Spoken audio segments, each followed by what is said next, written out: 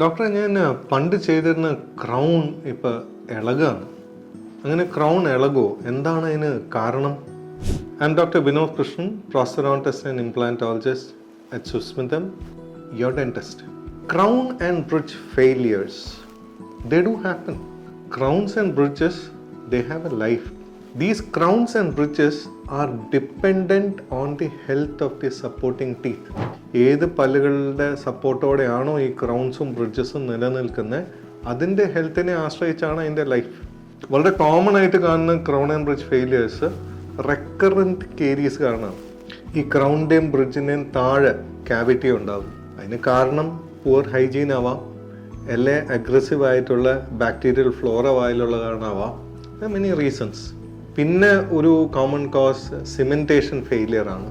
അല്ലെ ഒറിജിനലി ആ tooth structure compromised ആയിരിക്കുമ്പോൾ, ടൂത്ത് സ്ട്രക്ചർ വളരെ ചെറുതായിരിക്കുന്നു, അല്ലെങ്കിൽ ബാക്കിയുള്ള പല്ലുകൾ ബ്രേക്ക് ഡൗൺ ആയിട്ട് ഈ ക്രൗൺ ഉള്ള പല്ലിൽ ലോഡ് കൂടുതൽ വരുന്നു. Numerous reasons. So crown and bridges can fail. How do you avoid it? Routine appointments, ഡെൻറ്റിസ്റ്റിൻ്റെ അടുക്കുക പോവുക, ഹൈജീൻ അപ്പോയിൻമെൻറ്റ്സ്, ക്ലീൻ ചെയ്യുക, റേഡിയോഗ്രാഫ്സ് എടുക്കുക. So catch them young. എന്തെങ്കിലും ഒരു ഫെയിലിയർ ഉണ്ടാകുകയാണെങ്കിൽ നേരത്തെ അത് അറിഞ്ഞ് അത് മാനേജ് ചെയ്യാൻ പറ്റുകയാണെങ്കിൽ മാനേജ് ചെയ്യുക. ഒരു ക്രൗൺ ഫെയിലിയർ ആയിക്കഴിഞ്ഞാൽ ക്രൗൺ മാറ്റേണ്ടി വരാം. ക്രൗൺ റിമൂവ് ചെയ്യുമ്പോൾ പലപ്പോഴും we have broken down tooth inside. ചിലപ്പോൾ റെസ്റ്റോർ ചെയ്യാൻ പറ്റാത്ത ടൂത്തും ആവാം. അപ്പം അങ്ങനെയാണെങ്കിൽ ആ പല്ല് റിമൂവ് ചെയ്യേണ്ടി വന്നേക്കാം. Change your smile, change the way the world looks at U.